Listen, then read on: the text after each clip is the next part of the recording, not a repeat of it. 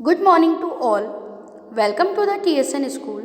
Today I am going to explain class 9 chapter number 1st in science. The name of this chapter is matter in a surrounding.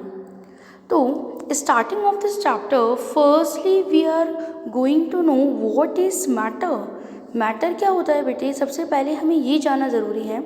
Matter is anything which occupy space and has mass.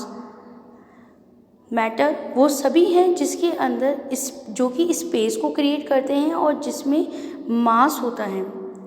Okay, next है हमारे पास में classification of matter. Early Indian philosophers classified in the form of 5 basic elements as air, earth, fire, sky and water called पंच तत्व. शुरू से ही हमारी जो पृथ्वी है, जो इंडियन फिलोसोफर्स हैं, इन्होंने एलिमेंट्स को 5 पार्ट्स के अंदर डिवाइड किया है कि ये जो एलिमेंट्स हैं ये इन 5 तत्वों से मिलके बनते हैं. ये तत्व हैं air, earth, fire, sky and water, जिन्हें कि हम पंच तत्व के नाम से जानते हैं. On the basis of the physical state matter is classified as solid, liquid and gases. यदि हम फिजिकल स्टेट देखें किसी भी मैटर की तो वह 3 तरह की हो सकती है. या तो वो सॉलिड होगा, या वो लिक्विड होगी, या फिर वो गैसेस स्टेट के अंदर प्रेजेंट होगी. On the basis of chemical composition matter is classified as pure substance and mixture. यदि हम केमिकल कॉम्पोजिशन देखें किसी भी मैटर का तो या तो वो जिस भी तत्व से बना हुआ है वो उसका प्योर सब्सटेंस होगा या फिर वो मिक्सचर होगा. प्योर सब्सटेंस में भी एलिमेंट्स और कंपाउंड्स. प्योर सब्सटेंस के अंदर हम 2 पार्ट्स को लेते हैं, first element and second is compound. The next is mixture में भी होमोजीनियस मिक्सचर और हेट्रोजीनियस मिक्सचर. यदि हम बात मिक्सचर की करें, मिश्रण की करें, तो वह 2 तरीके के होते हैं, homogeneous mixture and heterogeneous mixture. Next part के अंदर हम होमोजीनियस और हेट्रोजीनियस मिक्सचर की डीपली स्टडी लेंगे. Now the next is physical nature of matter. किसी भी मैटर का फिजिकल नेचर किस तरीके का होता है? Matter is made up of particles. कोई भी मैटर जो होता है, कोई भी पदार्थ, मैटर को हम हिंदी में क्या कहते हैं बेटा? पदार्थ. कोई भी पदार्थ जो होता है वह टिनी पार्टिकल्स से मिलके बना होता है, छोटे छोटे छोटे छोटे अणुओं से मिलके बना होता है. The particles of matters are very tiny. ये जो पार्टिकल्स होते हैं मैटर्स के, ये बहुत ही छोटे होते हैं. The particles of matter have space between them. Matter के पार्टिकल्स के बीच में स्पेस होता है, यानी कि उनके बीच में जगह होती है. The particles of matter are continuously moving. Is a very special character of the particles of the matter कि वो हमेशा मूव करते रहते हैं. तो चाहे वो सॉलिड स्टेट में होंगे, या वो लिक्विड स्टेट में है, या वो गैसेस स्टेट में है, पार्टिकल्स ऑफ मैटर जो होते हैं वो हमेशा मूव होते रहते हैं. बस इनके बीच में यदि हम इनकी इंटरनल स्टडी जब करेंगे तो सॉलिड के बीच में इंटरमॉलिक्यूलर स्पेस बहुत ही कम होता है, इसीलिए पार्टिकल्स ऑफ मैटर जो मूव कर रहे हैं वो हमें फील नहीं हो पाता. लेकिन लिक्विड में क्या होता है बेटे? लिक्विड में जो मैटर है उसका शेप जो है वो तो चेंज होता रहेगा. वो जिस भी यूटेंसिल्स के अंदर हम डाल रहे हैं, जिस भी कंटेनर के अंदर हम डाल रहे हैं लिक्विड को, वो उसकी तरह से शेप ले लेगा. और गैसेस फॉर्म में क्या होगा कि जब गैस के ऊपर हम प्रेशर अप्लाई करते हैं तो वो गैस लिक्विड फॉर्म में कन्वर्ट होती है और फिर हम उसे किसी भी कंटेनर के अंदर स्टोर कर सकते हैं. तो इस तरीके से पार्टिकल्स ऑफ मैटर की जो वो मूव करते हैं उसकी हम डीपली स्टडी आगे वाले पोर्शन में कंप्लीट करेंगे. The particles of matter attract each other. Particles of matter जिस भी पदार्थ के पार्टिकल्स की हम बात कर रहे हैं, वो सभी एक दूसरे को आपस में अट्रैक्ट करके रखते हैं। उनके बीच में कोई ना कोई आकर्षण बल जो है वो हमेशा कार्य करता रहता है। Matter is made up particles. अब हमने एक स्टेटमेंट दिया कि matter is made up particle, जो मैटर है वो पार्टिकल से मिलके बनता है। तो इसे प्रूव करने के लिए हमारी बुक में एक एक्टिविटी है, और वो एक्टिविटी क्या है? Take some water in a beaker and notes its level. हम बीकर में कुछ मात्रा में पानी लेंगे और उसके लेवल को नोट डाउन कर लेंगे कि हमने यहाँ तक का वाटर इसमें लिया है, उसे हम नोट डाउन करके रख लेंगे।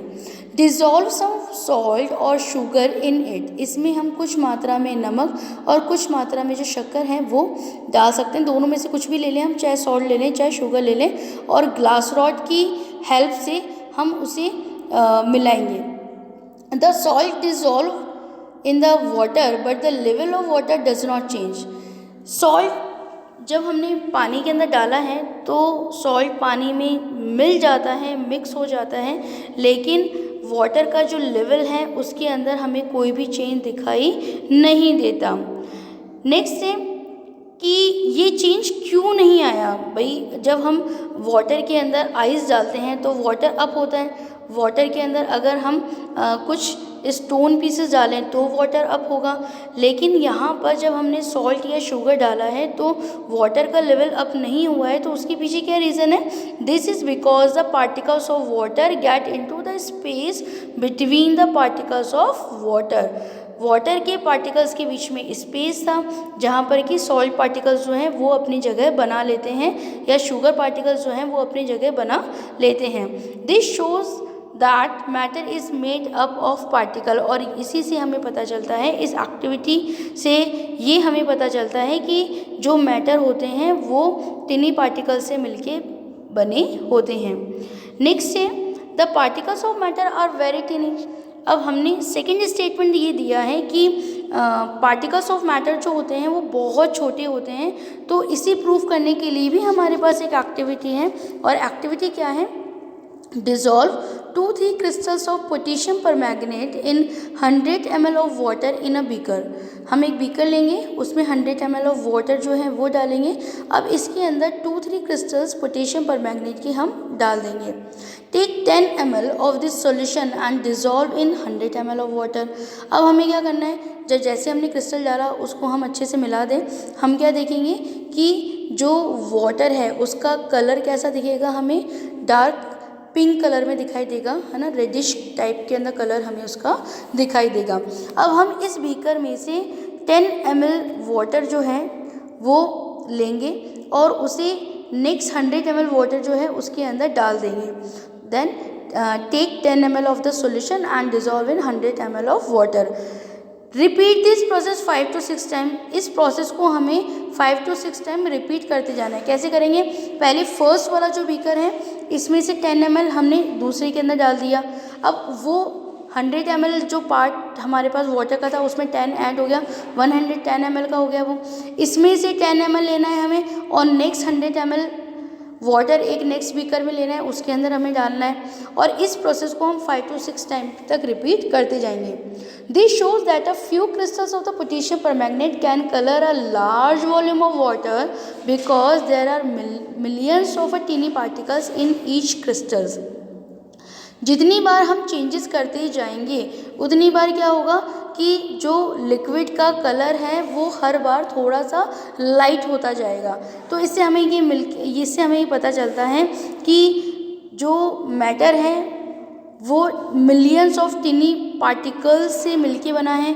जो हमने इसमें क्रिस्टल डाला था पोटेशियम परमैंगनेट का, वो टिनी पार्टिकल्स से मिलके बना होता है, और जो वाटर था उसके बीच के अंदर क्या होता है? स्पेस होता है। तो इस तरीके से ये जो दोनों स्टेटमेंट थे वो हमारे प्रूफ होते हैं।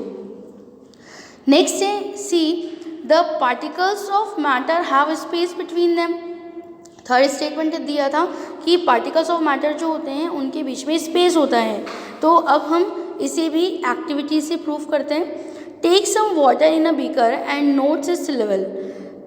अगेन हमने क्या करा कि बीकर लिया, उसके अंदर हमने कुछ मात्रा के अंदर पानी लिया और हमने उसकी रीडिंग को नोट डाउन करके रख लिया।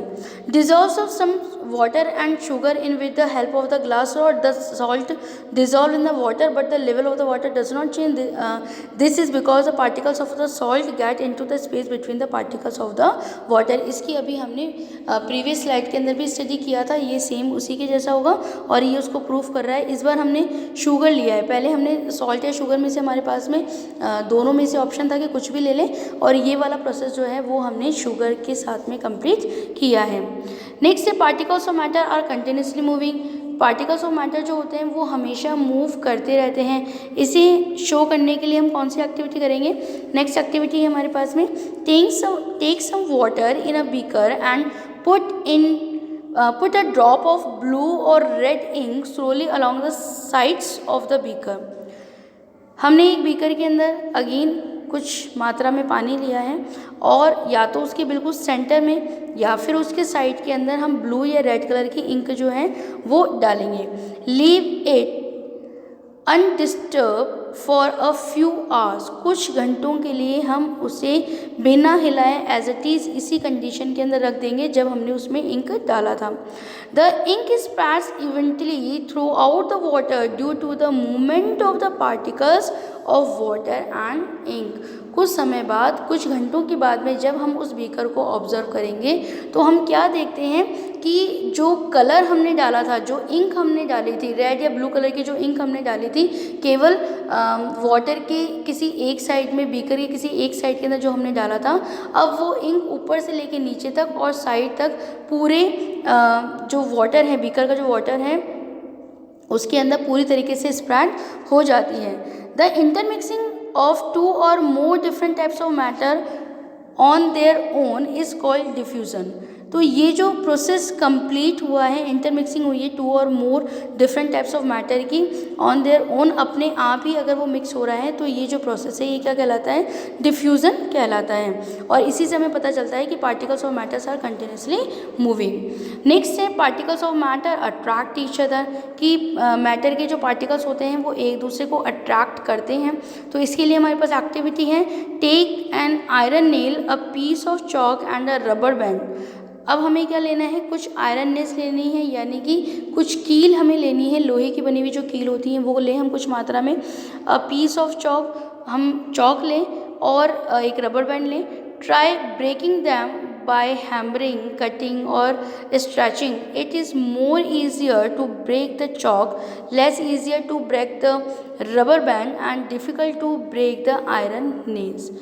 अब हमारे पास में ये जो तीनों ऑब्जेक्ट हमने लिए हैं, आयरन नेल, चॉक और रबर बैंड, इसके ऊपर चाहे इसको हम चाहे कट करें, चाहे हम इसके ऊपर प्रेशर अप्लाई करें या हम इसे स्ट्रेच करें, तीनों में से कोई भी प्रोसेस हमें फॉलो करना है और हमें देखना है कि हम किसके ऊपर ज़्यादा प्रेशर अप्लाई करते हैं तब जाके वो ऑब्जेक्ट जो है वो ब्रेक डाउन हो जाता है। तो हम क्या देखते हैं कि सबसे पहले जो हमने चॉक लिया था, तो चॉक के ऊपर जैसे हमने प्रेशर अप्लाई करा, चॉक जो है वो ईजिली 2 पार्ट के अंदर या 2 और मोर देन 2 पार्ट के अंदर वो ब्रेक डाउन हो जाती है।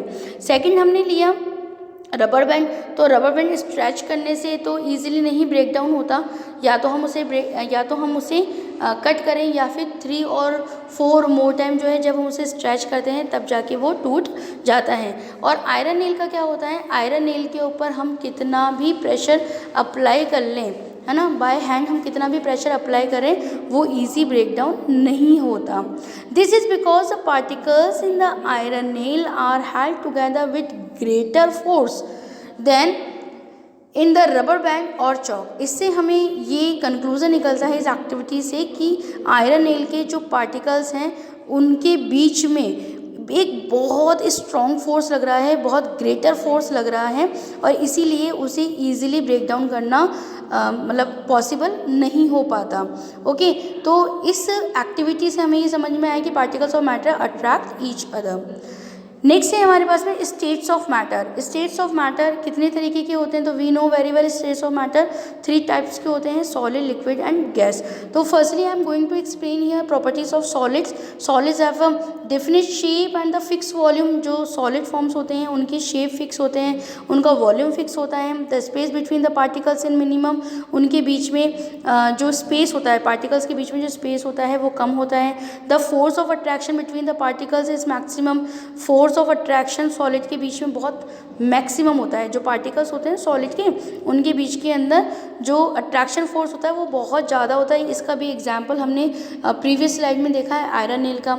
Next, the movement of the particles is minimum. जो पार्टिकल्स का मूवमेंट होता है वो कम होता है। They are least compressible. इन्हें कंप्रेसिबल करना यानी कि इन पे प्रेशर अप्लाई करके इनके शेप को बदलना थोड़ा सा मुश्किल हो जाता है ना। ये बहुत कम मात्रा में लीस्ट कंप्रेसिबल होते हैं ये। There rate of diffusion is least. इनका जो रेट ऑफ डिफ्यूज़न जो होता है वो बहुत कम होता है। तो यहाँ पे आज हमारा फर्स्ट पार्ट जो है वो कंप्लीट हुआ है इस चैप्टर का। आई होप कि आपको ये टॉपिक बहुत अच्छे तरीके से समझ में आया होगा। थैंक यू वेरी मच बेटे।